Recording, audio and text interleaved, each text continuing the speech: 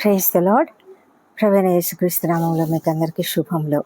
ప్రియమైన వారులారా, ఈ రాత్రి మీరు అలసిపోయి ఉండవచ్చు. కొన్ని పరిస్థితులు మీ బలాన్ని తగ్గించి ఉండవచ్చు.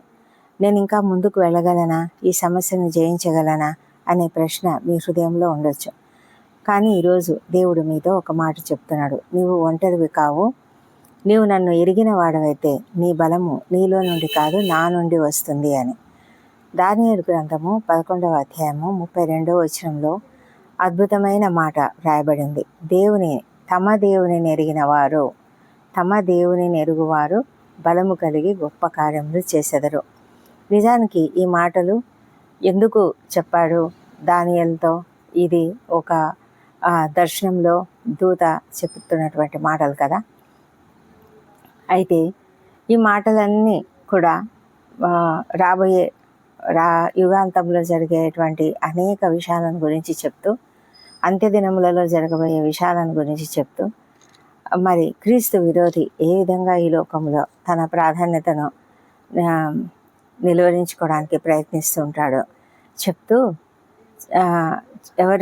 ఎవరైతే అతడేం చేశాడంట, ఇచ్చకపు మాటలు చెప్పి ఎవరైతే నిబంధనను అతిక్రమిస్తూ ఉంటారో వాళ్ళందరినీ వశపరుచుకుంటాడు. అయితే ఎవరైతే దేవుని యందు భయభక్తులు కలిగి ఉన్నారో, ఎవరైతే దేవుని ఎరిగి ఉన్నారో అలాంటి వాళ్ళు మాత్రం బలము కలిగి గొప్ప కార్యములు చేస్తారు. వాళ్ళు అతనికి వశము కారు. అంత్య దినములలో మనం ఎదుర్కోబోయే ఆ యొక్క పరీక్షలలో మనం నిలబడాలి అంటే మనం తప్పకుండా మన దేవునిని ఎరిగి ఉండాలి. దేవుని గురించి వినడం ఒకటి, దేవునితో వ్యక్తిగతమైన సంబంధం కలిగి ఉండడం మరొకటి. దానియేలు దేవుని గురించి మాత్రమే తెలిసిన వ్యక్తి కాదు, ప్రార్థనలో దేవునితో సహవాసం చేసిన వ్యక్తి. రాజులు మారారు, పరిస్థితులు మారాయి, శత్రువులు వచ్చారు, ఆజ్ఞలు మారాయి, కానీ దానియేలుకు తన దేవునిపై ఉన్న నమ్మకం మారలేదు. ప్రియమైన వారులారా, మన పరిస్థితులు మారచ్చు, మనుషులు మనలను విడిచిపెట్టవచ్చు, మనకు ఆధారంగా కనిపించినవి తొలగిపోవచ్చు, కానీ మన దేవుడు మారడు. మీరు దేవునిని ఎంత ఎక్కువగా ఎరిగి ఉంటారో, ఎంత ఎక్కువగా ఆయనతో సహవాసం కలిగి ఉంటారో అంత ఎక్కువగా ఆయనను నమ్మగలుగుతారు. దేవునిని ఎరిగిన వారు పరిస్థితులకు బలహీనపడరు. వాక్యం అదే కదా చెప్తున్నది. అంతకుముందు ఉన్నటువంటి ఆ మాటలన్నిట్లో అనేక మందిని ఆ అంత్యక్రీస్తు వశపరుచుకుంటాడు. కానీ ఈ బలము శారీరక బలం కాదు. దేవుని యందు భయభక్తులు కలిగిన వారు, దేవునిని ఎరిగినటువంటి వారికి ఒక గొప్ప బలం ఉంటుంది. ఆ బలము శారీరక బలం మాత్రమే కాదు, కానీ ఇది ఆత్మీయ బలము, విశ్వాస బలము, ప్రార్థనలో నిలిచే బలం. కొన్నిసార్లు సమస్య వెంటనే తొలగిపోదు, కానీ ఆ సమస్య మధ్యలో నిలబడగలిగే బలాన్ని దేవుడు మనకిస్తాడు. అంటే శోధనను ఎదుర్కోగలిగినటువంటి శక్తిని దేవుడే మనకిస్తాడు. అయితే మనము చేయవలసిందల్లా దేవునితో అధికంగా సహవాసం కలిగి ఉండడం. ఎవరైతే యెహోవా కొరకు కనిపెట్టుకొని ఉంటారో వారు నూతన బలం పొందుతారని యెషయా గ్రంథంలో కూడా రాయబడింది కదా. ఈ రాత్రి మనం ప్రార్థన చేద్దాం. ప్రభువా, ఇక నా వల్ల కావడం లేదు అని అనుకుంటున్నట్లయితే నీ బలంతో కాదు, నా బలంతో ముందుకు సాగు అని దేవుడు మనతో చెప్తుండగా మనము ప్రభువా, నా బలంతో కాదు నీ బలంతో ముందుకు సాగుతాను అని చెప్దాం. దేవునితో ఉన్న సంబంధమే భయాన్ని జయించే ధైర్యాన్ని ఇస్తుంది. మనము దానియేలు జీవితాన్ని చూస్తే దానియేలు ఏ పరిస్థితికి కూడా భయపడడం లేదు, ఏ చట్టానికి భయపడడం లేదు, ఏ రాజుకు భయపడడం లేదు, తన విరోధులు శత్రువులు ఎవరున్నారో వాళ్ళకు కూడా భయపడడం లేదు. దానియేలు సింహాల గుహలో పడవేయబడవలసి వచ్చినా కూడా అతడు తన ప్రార్థనను విడిచిపెట్టలేదు. ఎందుకంటే అతనికి తాను నమ్మిన దేవుడు ఎవరో తెలుసు. అతడు సమస్యను చూడడం లేదు, అతడు తన దేవుణ్ణి చూస్తున్నాడు. మన సమస్యను చూస్తూ ఉంటే మనకు సమస్య ఆ గొప్పతనాన్ని చూసి అయ్యో ఇంత పెద్ద సమస్య అని అనుకుంటూ ఉంటే మనము ఆ సమస్యని మాత్రం జయించలేము.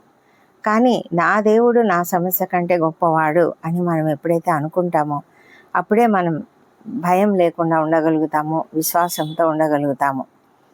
మన దేవుడు ఎంత గొప్పవాడో చూస్తూ ఉంటే విశ్వాసం పెరుగుతుంది. అయితే ఆ విశ్వాసం కలగడానికి మనం ఏం చేయాలి?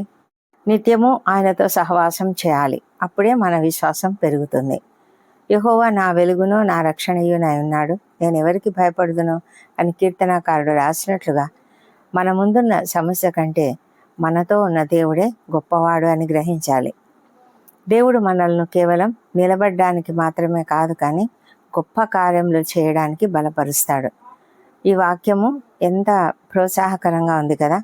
గొప్ప కార్యములు చేస్తారు అనేది. దేవుని ఎరిగిన వ్యక్తి జీవితం కేవలం సమస్యల నుండి తప్పించుకునే జీవితం కాదు, దేవుని చేతిలో ఉపయోగించబడే జీవితం. మోషే తన బలంతో ఎర్ర సముద్రాన్ని విడదీయలేదు. దావీదు తన శక్తితో గొల్యాతును జయించలేదు.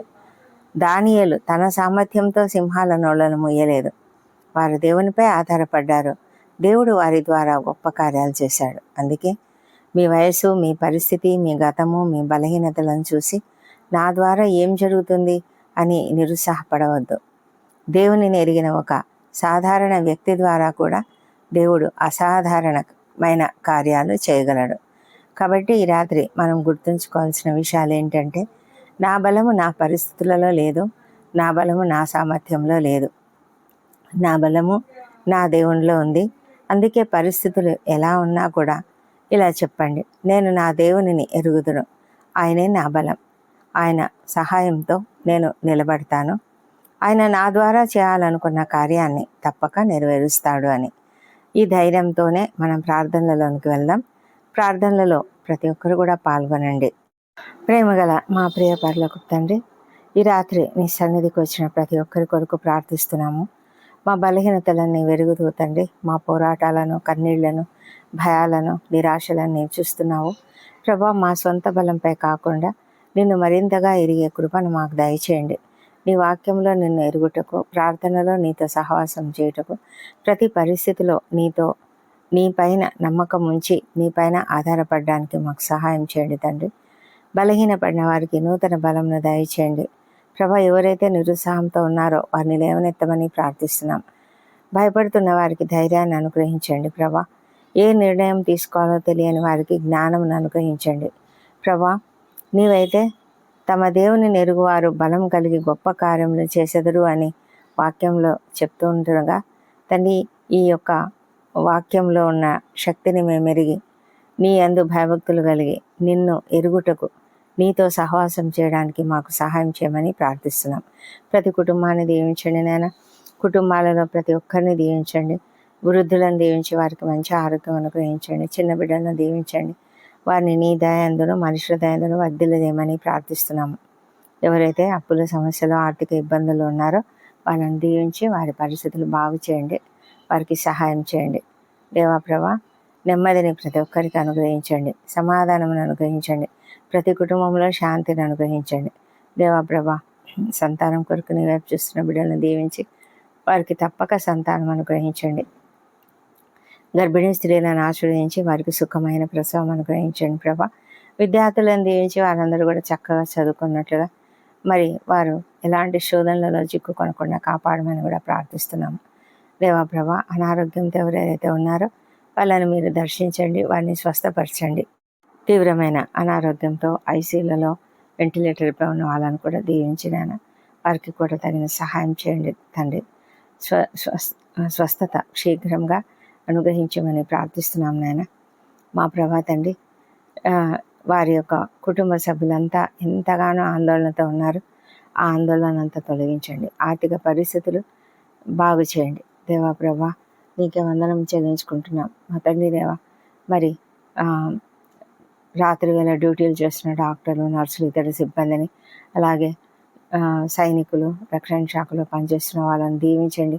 వారంతా కూడా ఎంతో కష్టపడి పనిచేస్తున్నారు దేవా. నీ యొక్క కాపుదల వారికి అనుగ్రహించండి. శోధనలలో చిక్కుకొనకుండా కాపాడండి ప్రభా. ఓపికను, సహనమును వారికి అనుగ్రహించండి. అప్రమత్తతతో ఉన్నట్లుగా సహాయం చేయండి దేవా ప్రభా. ఎంతమంది అయితే తమ పిల్లల, ప్రియుల రక్షణ కొరకు ప్రార్థనలు చేస్తున్నారో వారందరినీ దీవించి నాయన ప్రభా, రక్షణ లేని ప్రతి ఒక్కరూ రక్షణ పొందుకున్నట్లుగా వారి హృదయాలను మీరు సంధించండి. వారి మనోనేతరాలను వెలిగించమని ప్రార్థిస్తున్నాం ప్రభా.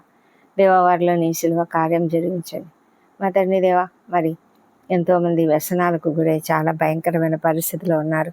ఆ వ్యసనముల నుంచి వారికి విడుదల దయచేయమని ప్రార్థిస్తున్నాం తండ్రి. దేవా, మీరు ఎన్నో అద్భుతాలు చేస్తున్న దేవుడు. మా ప్రభా, ప్రతి ఒక్కరి కుటుంబంలో కూడా మీరు అద్భుతములు చేయగలిగిన దేవుడు కనుక మీకు వందనం చెల్లించుకొని అడుగుతూ ఉంటున్నాం నాయన, సహాయం చేయండి. మా తండ్రి దేవా, ఎంతమంది అయితే ఈ రాత్రి వేళ ప్రయాణాలు చేస్తున్నారో వాళ్ళను క్షేమంగా గమ్యస్థానం చేర్చమని ప్రార్థిస్తున్నాం. నిద్రలేమితో బాధపడుతున్న వాళ్ళను దీవించండి. వారికి ఉన్న సమస్యల నుంచి వారికి విడుదల దయచేయండి.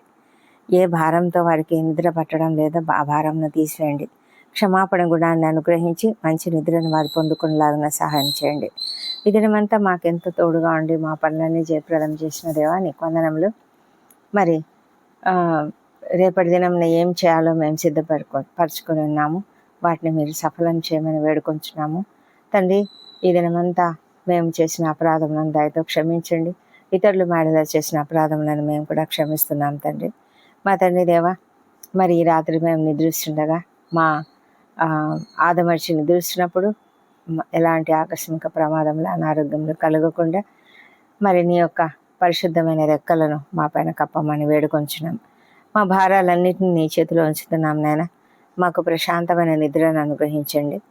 రాత్రంతా ఎంతో క్షేమంగా మమ్మల్ని కాపాడి మంచి నిద్రతో మాకు రెస్ట్నిచ్చి ఉదయకాలంలో సజీవంగా ఆరోగ్యంగా లేచి నిన్ను స్తుతించి ఆ తర్వాత మా పనులకు వెళ్ళడానికి కృప దయచేయమని మా ప్రభువైన యేసుక్రీస్తు ద్వారా వేడుకొంచున్నాం తండ్రి. Amen, amen. ప్రియమైన వారులారా, ఈ రాత్రి ఒక విషయం మాత్రం మర్చిపోకండి. మీ పరిస్థితి మిమ్మల్ని వర్ణించదు. మీ బలహీనత మీ భవిష్యత్తును నిర్ణయించదు. మీ దేవుడు ఎవరో తెలుసుకున్నప్పుడు మీలో నూతన బలం పుడుతుంది. కాబట్టి రేపటి గురించి భయపడకుండా ప్రశాంతంగా విశ్రాంతి తీసుకోండి. మీ దేవునిని మరింతగా తెలుసుకోండి. ఆయనలో బలపడండి. దేవుడు మీ ద్వారా గొప్ప కార్యములు చేయడానికి ఇష్టపడుతున్నాడు. ఆయనకు అవకాశం ఇవ్వండి. ఈ వాక్యం మీకు ఆశీర్వాదకరంగా ఉంటే మీ ప్రియమైన వారితో పంచుకోండి, లైక్ చేయండి. మనం కలిసి దేవుని వాక్యంలో బలపడదాం. దేవుడు మిమ్మల్ని దీవించునుగాక.